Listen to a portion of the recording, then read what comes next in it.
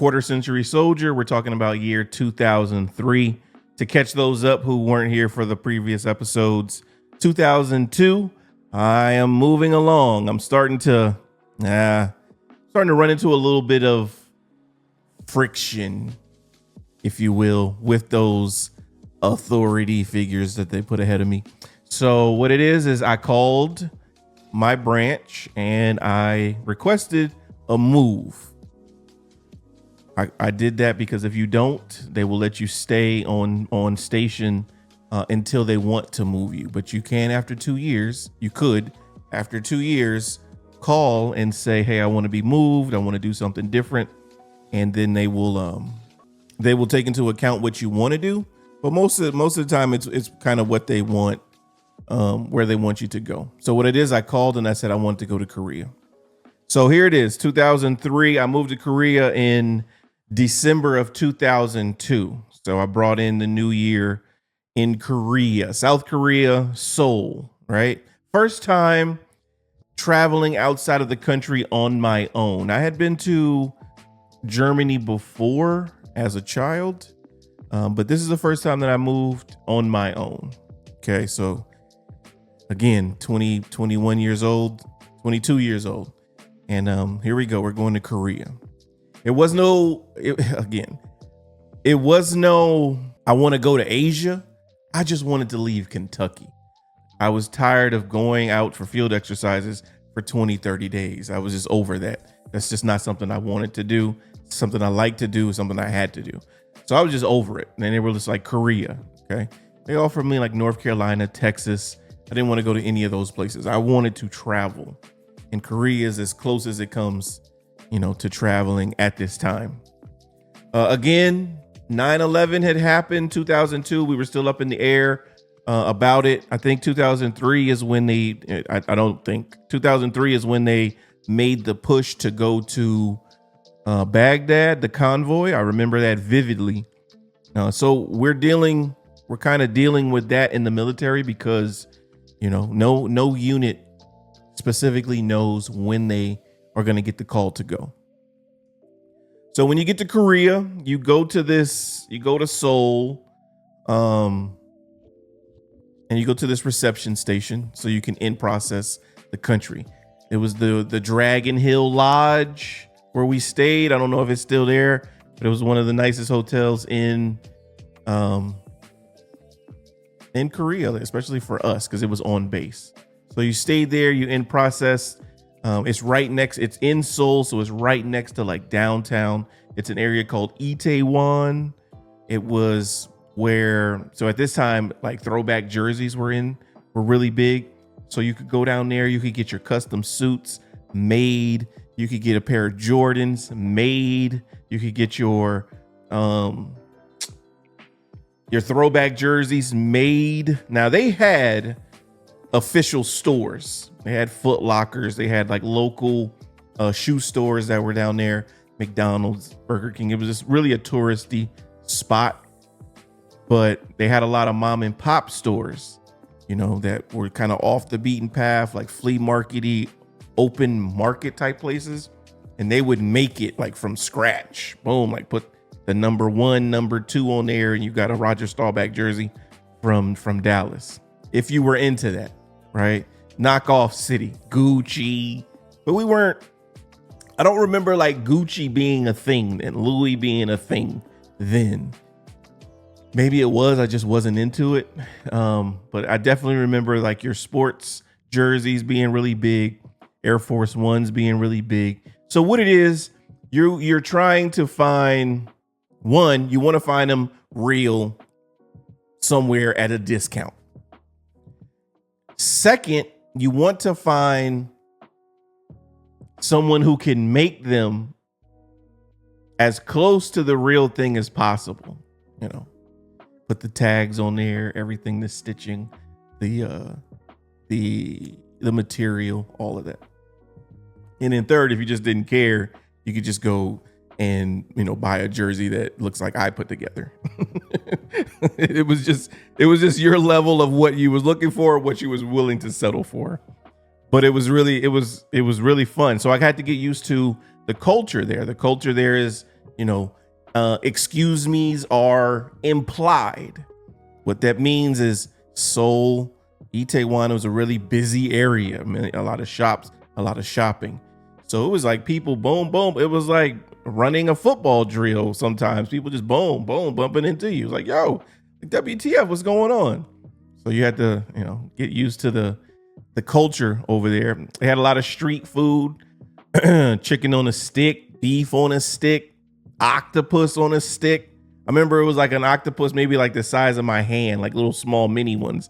And they was just cooking them, right? It wasn't a big deal during the day, but it applied really when we left the club it was 1 a.m. And you come down the street, because Itaewon was like the club and bar district too. So you come down the street and you got all this street food. They whipping like it's 8 o'clock in the evening. Boom, boom, boom. So they had some of the best street food you could find. I didn't know any difference. So I would say that for 2003 for sure.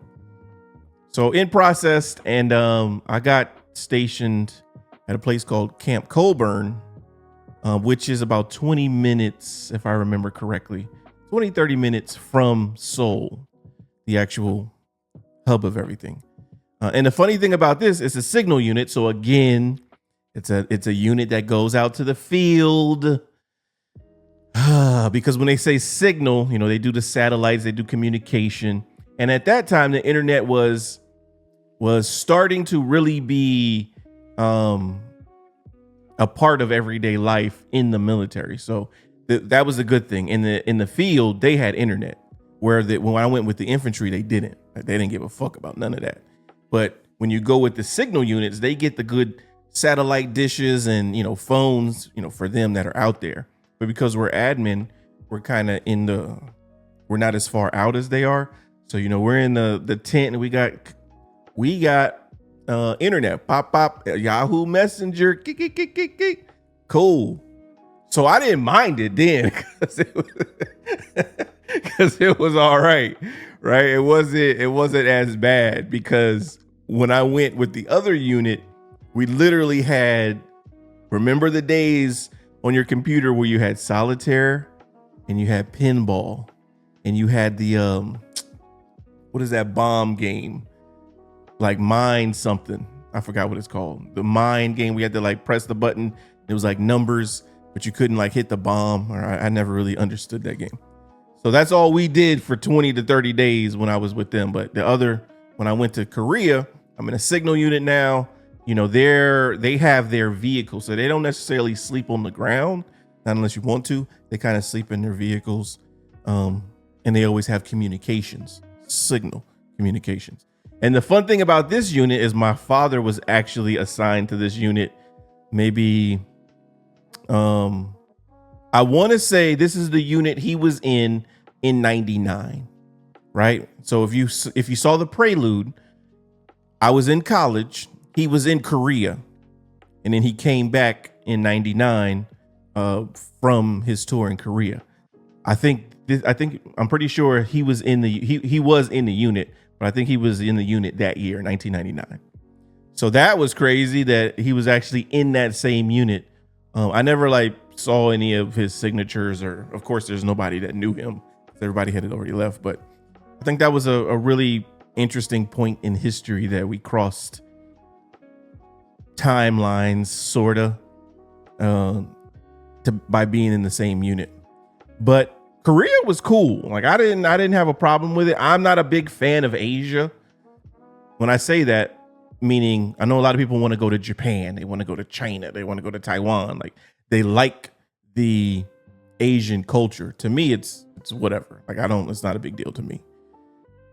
But Korea was cool. I wasn't a sightseer like that. I was just mainly there. Again, I'm 22 years old.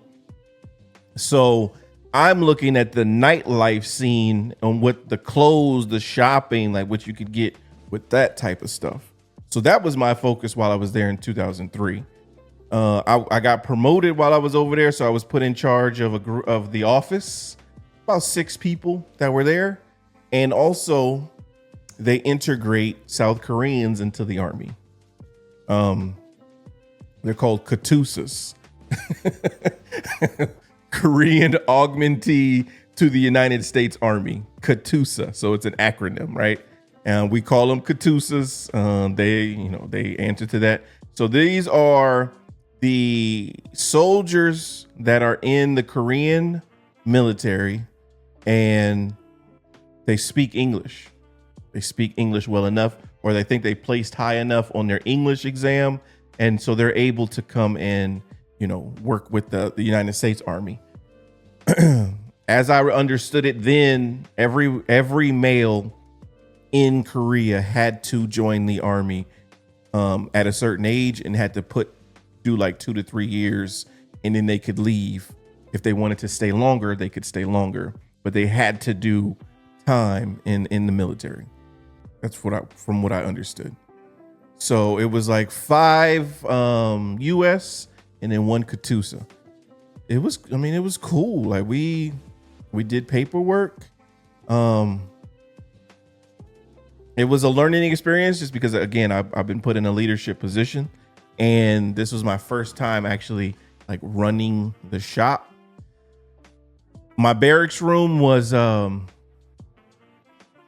they had community bathrooms. Where I'm coming from, where I only shared a bathroom with one person.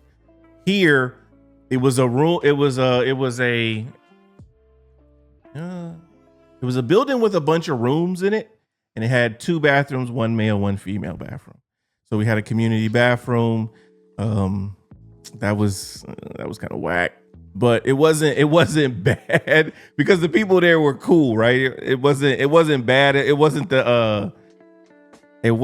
preferable, but it's 2003. Once I got promoted, though, I got my own room, and it was kind of like it was in Fort Campbell. I get it; it's a limited space there. So once I got promoted, I got my own room with a kitchenette, and we shared a bathroom. I'm trying to picture it. It was a bathroom like with a shower, but we had like a small kitchenette, which is different. Usually you share the kitchenette and the bathroom, but I think we had our own kitchenettes. So that was cool, right? I was back to what I was kind of used to, where I left off. But this time I didn't share like a sleeping space. So before it was a sleeping space, the kitchenette and the bathroom was all shared, me and someone else. Now it was the sleeping area was mine, and the kitchenette was mine, and then just the bathroom was shared with the person next door. And I just remember this was when the Xbox started being really popular. So we had like LAN parties with Halo. We had the Ethernet cables running from room to room because these are signal guys. Again, so they upped my knowledge as far as internet and how to run cable and all that type of stuff. So they had, 100-foot long Ethernet cords and all that type of stuff. So it was really fun because I don't want to say that they were nerdy, but they were definitely IT. So in the signal unit, we had information systems technologists, information systems specialists, the people who worked on your computer, the people who worked on your internet, stuff like that. So we never had that issue in that unit because these are these people's jobs. So when we were off duty, we were able to do things like that because that's what they did for a living. And it was actually pretty cool. It was really good. We had a club on base. Base was not it wasn't very big. It wasn't very big. We had a club up there. Nothing really happened. But they had a couple slot machines up there. You could go up there, listen to a little music, but it was never really anything happening at the club. The thing about Korea is because we were starting to go to war, they instituted a curfew. So when we went down to Itaewon and you went to the club, the cops would show up. Curfew was, I think, 1, 2 a.m. I don't remember which one it is. But the cops would show up close to curfew, just to, make sure, hey, they're not, this is the military police. So they're not there to say, you guys are up past curfew, you're going to jail. They're there to actually assist and say, hey, it's getting close to curfew. You might want to start going that way, right? And to start to round up people. People are drunk off of soju. It's there. The red light district is right next to everything. So there's strip clubs, there's brothels, there's juicy girls, the people trying to get you to buy drinks like in the club. And like they're not shy about, they know that you're military. So they're not shy about like trying to get you to come into their establishment. Like, oh, come here. Mofos in the window with like lingerie on, like, hey, come on in. Nah, we can't. We can't, because they were prohibited establishments, right? But they didn't give a shit because they're trying to get people in there. And I know for a fact that people still went in there. Again, I'm 22, so I'm still thinking, with my luck, if I was to do something like that, I would definitely get caught. So yeah, I never got the opportunity to enjoy that side of Korea. So we had the cops pushing you back like towards base as it got closer to curfew, because there were people who missed it, right? And if you miss curfew, we had what they call a blotter report, which is the police report. And so that gets distributed every morning. But naturally, your Friday nights and your Saturday nights, the blotter report always has kind of like what's going on. Someone missed curfew. Someone was down there fighting, right? Someone like got in trouble with the local authorities. And it was always interesting to kind of see what was on the blotter, but you didn't want to come up on the blotter because that's how you got in trouble, right? So you didn't want to come up on the blotter report. The cool thing about it is that they had an electronics district. I'm an electronics person. Cameras, computers, microphones, speakers, everything. They just had this huge building with probably about 7 floors, and it's just all electronic stores. Think about like Best Buys on each floor, right? So they have everything from your well-established stores like your Best Buys to like your mom and pops, people selling cell phone accessories at that time. So like to me, I had a Nokia when I was in Kentucky by Cricket. That was my first phone. So the phone technology for me wasn't anything special, right? I put a couple lights on the back, so when it rang, it looked like Christmas lights.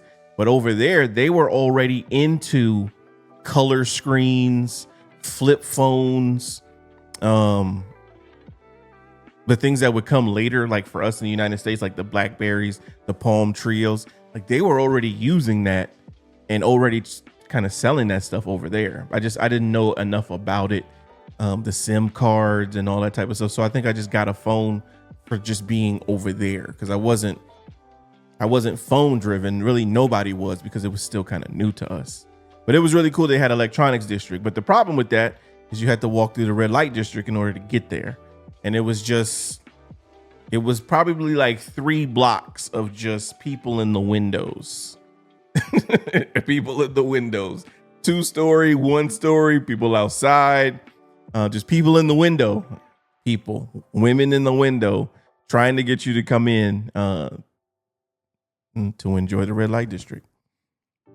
But it was a fun time. The one thing that I remember about Korea specifically was us watching the convoy going into Baghdad, right? So Bush had declared that Iraq had weapons of mass destruction, and we were going in there to get them. So that's how we really started to know that, hey, units were getting called over there. And we actually watched, because again, we were signal units. So even though we were in the field sometimes, I think we were in the field specifically when they made the drive to Baghdad, and us just watching it, because we've never seen news coverage like that of any type of conflict. This was the first time I think they had embedded journalists with the actual soldiers. So we're watching this, I forgot how many miles long convoy it was, but just convoy. It was long as shit. And I ended up meeting not a lot of people, but some people who actually said they were in that convoy. And so we were thinking like it was going to be like the Alamo, like a last stand. Once they got to Baghdad, it was going to be sealed off and just, rockets, bullets, mortars, everything that they had at the front gates, if you will, to the city. And just, it was going to be a huge barricade and there was no way they were going to get through that. And they just rolled right into the city.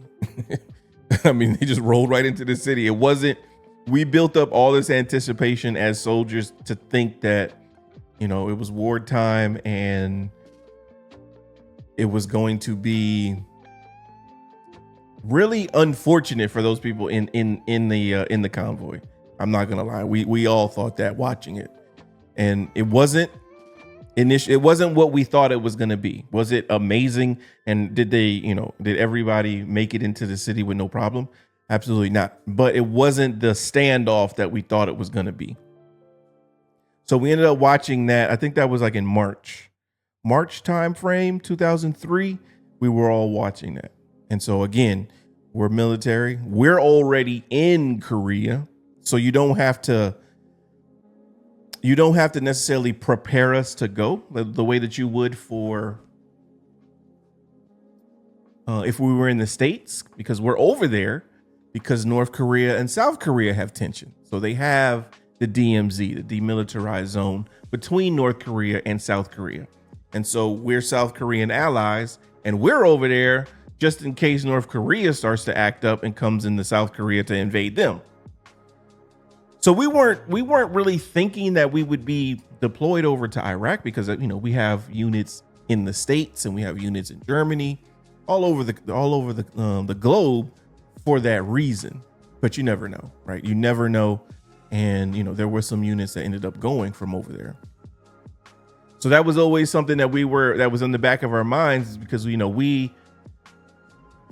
was real. Now we had people that we knew from the 101st, from the 82nd, from, Fort Hood, all of these different units that were over there. So you might have friends, you might have family that were actually actively involved in a war for the first time since the Gulf War. And so that was a little bit of a shock to see. It was we had a lot of anxiety because we didn't know what to expect.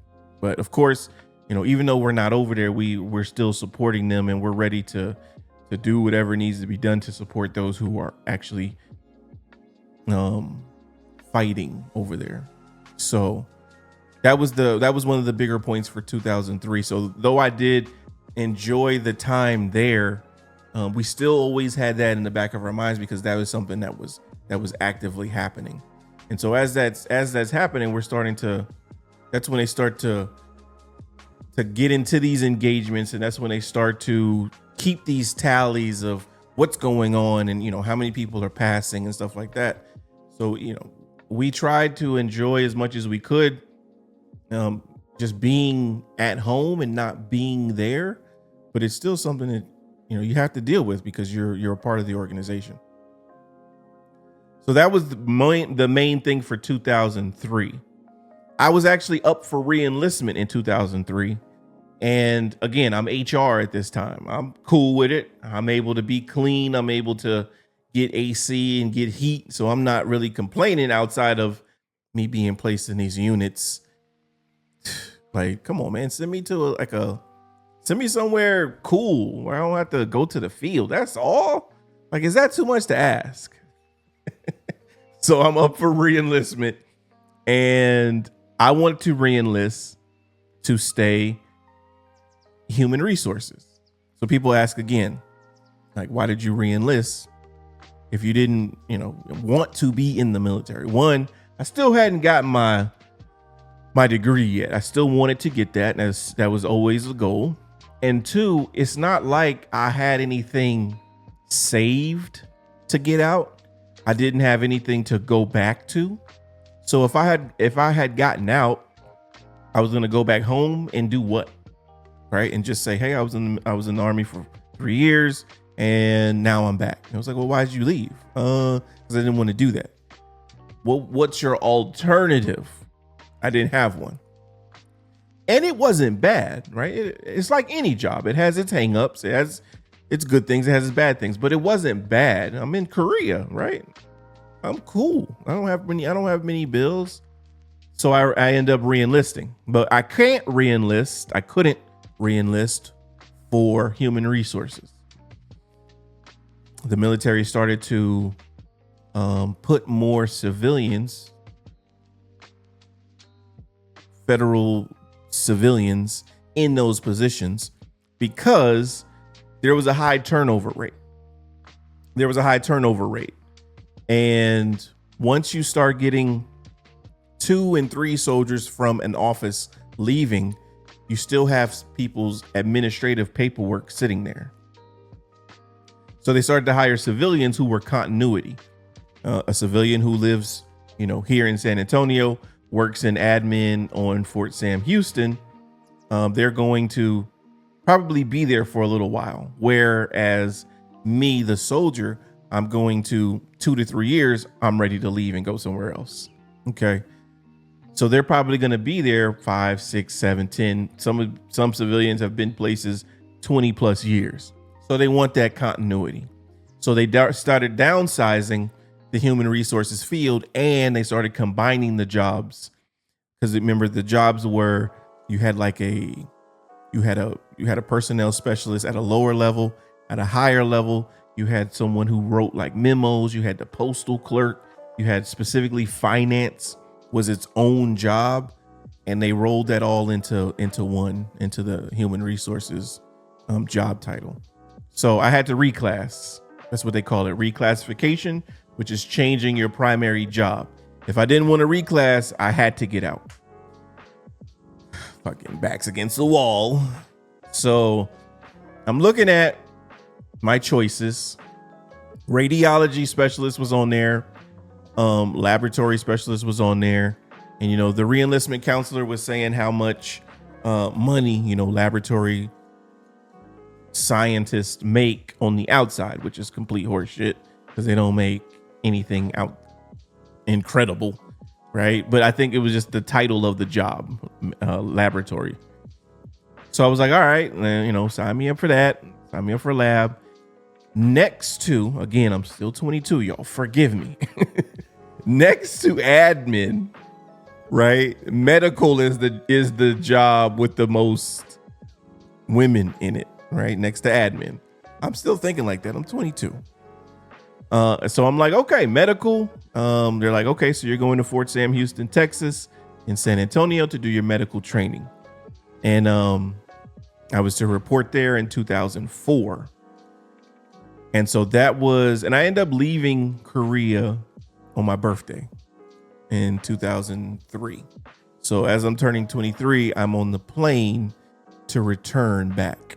Now, knowing that I'm going to be in training, you don't get activated while you're in training.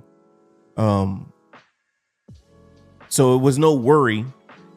And again, it wasn't like I was trying to avoid being deployed. But when you're in training, they're not going to deploy you anywhere. So, that was one of the things that could take that off of my mind, off of my shoulders, is that I wasn't going to deploy anywhere because I was about to be in training. So yeah, I did some sightseeing in South Korea. I went up to the DMZ. It's like a little space between the two countries that, no one's able to travel, but they have soldiers on both sides. Like, if you step over here, like, we're gonna shoot you, or you step over here, it's war. It's gonna get started. And they call it the DMZ. That's where you have, closer to the DMZ is where you have those infantry units, those tanker units. So if you go up there, it's just like being back at Campbell. When you go further south is where you have more of the support units, the units doing like supplies, logistics. They have the beaches down there. and they're really living it up. We're in the middle, and we're just able to enjoy the fact that Seoul, Korea is so close with the things that it has there. So I did have a car while I was there, driving in Korea. It's kind of like driving in Honduras. It's something different. But I'm always for places that are different than the United States. I think the United States is cool. We have a lot of strict laws that keep you in line. And so what happens is you go to other countries where some of that shit is not as important to them. So they're just like, I don't care about that. I don't care about that. So you're just like, what? Like my limits are my left and right limits are this wide now. I'm cool. Like it's so much fun. It's so much freer. And so that's something that I can appreciate by being in different countries. So yeah, 2003 was just me in South Korea, enjoying going out every weekend, being able to go shop for my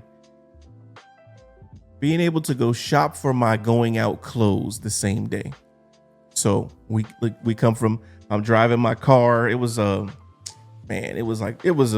beater, like a Kia something. It was blue and silver, but it was like a Kia something I bought for like $150 from someone who was leaving. That's how it is. When you leave, you just sell the car to the next person, hand them the keys, and that's it. It's nothing. It wasn't anything official, like title and all that. Man, what? Insurance? What? None of that. So none of that. So I'm driving over to Itaewon. Me and the people that I'm cool with. We driving over there. We go downtown. We're looking to see, because once you start to get the shops that you like damn, they got some really good stuff in there. They may get a couple things that are actually legit, and their prices are cool. It's off the beaten path. So what you can do is you start to build those relationships. Like, yo, y'all got anything new this week? Like, what y'all got for shoes, clothes, XYZ? You know what I'm saying? And so you can shop for an entire outfit and go out that night. You know what I'm saying? And then you just enjoy the night. And you have new clothes, and that's kind of what was the process of being over there. At the time, there's a lot of we're not supposed to get involved with certain rank levels, right? I'm a sergeant E5 at this point. I'm not supposed to be talking to people that I'm in charge of, right? Korea, all of that goes out the window, man. I never personally did it, but there was people, it was just rampant, right? And so the problem with that was you didn't know until there was drama. And so people were at a disadvantage, right? Because if I'm in charge of you, it's cool. Like we're having dealings. It's not cool, but things between us are cool. But then when we have a falling out, not everybody handles that the same way. So sometimes shit starts to come out. It starts to leak, right? And people got wives and husbands back home. People got wives and husbands there. And it's like, what? Like, what? You see people getting cozy, like at work, people having access to other people's offices that they're not supposed to. People coming in and out of barracks rooms because, again, all of us, lower level and higher level, we all stayed here because this was the only unit on this base, was the signal unit. So everybody was there. So yeah, I mean, you saw motion all the time. And so that was just something that was, that was, I'm going to use the wrong word and say accepted in Korea, but that was what everybody knew Korea to be like. And it was true. So this was 2003, man. So we weren't as digital as we are now. There was no like videotaping and none of that shit. Like, nah, that shit was like word of mouth, see it with your own eyes type deal.